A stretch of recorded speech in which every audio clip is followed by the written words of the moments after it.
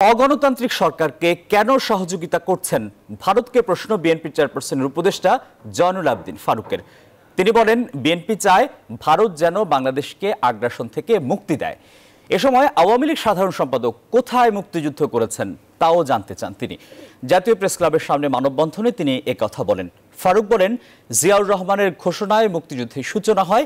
যতই তালবাহানা করেন, প্রতিবেশী দেশের উপর ভর করেন, শেষ রক্ষা হবে না। বিকাশে কম খরচে ক্যাশ আউটের লিমিট বেড়ে 50,000, প্রিয় এজেন্টও 2টা। মানুষের পকেট কাটার উদযাপন করছে সরকারি দল। তিনি বলেন, ভারতীয় পণ্যের বিরোধিতা বিএনপি করতেই থাকবে। ফারুক বলেন, আন্দোলনে পিছু হয়নি বিএনপি, বরং শক্তি সঞ্চয় করেছে।